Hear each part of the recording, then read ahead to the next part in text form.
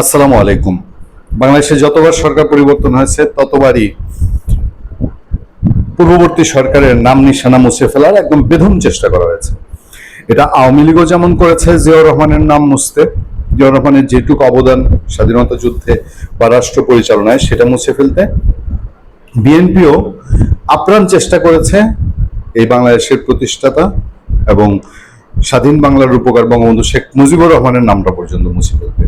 পাঠ্য বইয়ের দুই দলই তার যার যখন ইচ্ছা সেরকম কাটছিট করেছে এবং ফাইনালি ফলাফল হচ্ছে অশ্বডিম্ব। কোনো লাভ নেই, ইতিহাস কেউ মুছে ফেলতে পারে না, তবে ইতিহাসের ভয়ঙ্কর রকম বিকৃতি ঘটানো যায় আর ইতিহাস ধ্বংসের কিছু ভয়ঙ্কর চেষ্টা করা যায়, যেটা আমরা দেখেছি 5 আগস্টে। 5 আগস্টে এই বাংলাদেশের কৃষ্টি, সংস্কৃতি, ইতিহাস, বাংলার ঐতিহ্যমণ্ডিত অনেক অনেক শিক্ষা প্রতিষ্ঠান, লাইব্রেরি তছনছ করা হয়েছে। কুমিল্লাতে হয়েছে, ব্রাহ্মণবাড়িয়া হয়েছে, ঢাকাতে হয়েছে এবং ইচ্ছাকৃতভাবে টার্গেট করে যেখানে বাংলাদেশের ইতিহাস সমৃদ্ধ জায়গা সেগুলোতে আঘাত করা হয়েছে।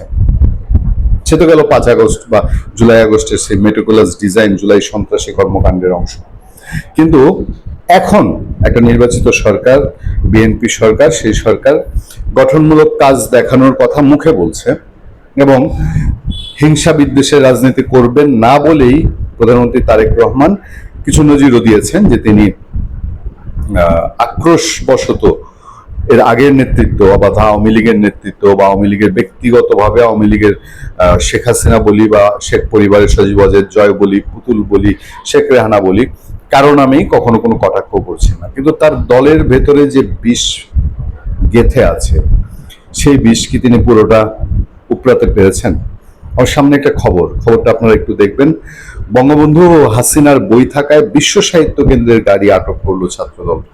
বিশ্ব সাহিত্য কেন্দ্র একটা অন্য ইমেজ বাংলাদেশে বহন করে এবং সেখানে বঙ্গবন্ধুর বই থাকবে এটাই তো স্বাভাবিক। বঙ্গবন্ধুর বই না থাকলেই তো বাঙালির সাহিত্য ভান্ডার, শিল্প ভান্ডার, বাংলাদেশের ইতিহাস ভান্ডার অসমৃদ্ধ। বঙ্গবন্ধু শেখ হাসিনার বই রাখার অভিযোগে বিশ্ব সাহিত্য কেন্দ্রের ভ্রাম্যমাণ লাইব্রেরি পরিদর্শন করেছেন রাজশাহী জেলা প্রশাসক কাজী শহীদুল ইসলাম। ছাত্রদলের এমন চাপ, সেই চাপে ডিসি সাহেব পর্যন্ত পরে বিশ্ব সাহিত্য কেন্দ্রের লাইব্রেরি পরিদর্শন করতে বাধ্য হলেন। ঘটনাটা কি ঘটেছে? রাজশাহীতে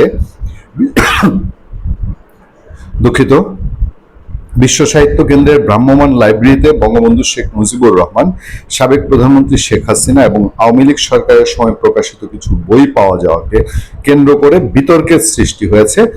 বুধবার বেলা 11টার দিকে ছাত্রদলের কয়েকজন নেতাকর্মী লাইব্রেরির গাড়িটি আটক করে জেলা প্রশাসকের কার্যালয়ে নিয়ে যায়।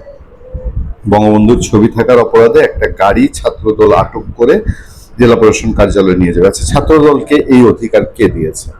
ছাত্রদলকে আইনগতভাবে এই রাইট রাখে? পরে জেলা প্রশাসক কাজী শহীদুল ইসলাম ভ্রাম্যমাণ লাইব্রেরি পরিদর্শন করেন এবং সংশ্লিষ্ট বইগুলো সরিয়ে ফেলার নির্দেশ দেন। এই নির্দেশও কি জেলা প্রশাসক দিতে পারেন? একদম মোটা দাগে যদি প্রশ্ন করি, দিতে পারেন কিনা? এ বিষয়ে বিশ্ব সাহিত্য কেন্দ্রের রাজশাহী ইউনিটের ইনচার্জ জাহাঙ্গীর আলম লিখিত অঙ্গীকারনামায় জানান, দিনের মধ্যেই বইগুলো লাইব্রেরি থেকে অপসারণ করা হবে এবং ভবিষ্যতে এসব বই পাঠকদের জন্য সরবরাহ করা হবে না। মুসলেখা দিতে বাধ্য হলো বিশ্ব সাহিত্য কেন্দ্র। জাহাঙ্গীর আলম বলেন, বিভিন্ন ধরনের বইয়ের পাশাপাশি পূর্ববর্তী সরকারের সময় প্রকাশিত কিছু বই লাইব্রেরিতে রয়ে গিয়েছিল যা অনাকাঙ্ক্ষিত। তিনি জানান, সংশ্লিষ্ট বইগুলো দ্রুত সরিয়ে ফেলা হবে এবং ভবিষ্যতে সেগুলো আর ভ্রাম্যমাণ লাইব্রেরির কার্যালয়ে ব্যবহার করা হবে না। তার মানে কি, আবার আওয়ামী লীগ যদি 20 বছর পরে ফিরে আসে, তারা যেটা বলে 20 বছর 40 বছর, বিরোধীরা যেটা বলে সেটাও যদি হয়, তখন আওয়ামী লীগ আমলে আবার বিশ্ব সাহিত্য কেন্দ্র এই বইগুলো আবার তাদের লাইব্রেরিতে নিয়ে আসবে। আমি আসলে আর এর বিষয়ে কিছু বলতে চাই না।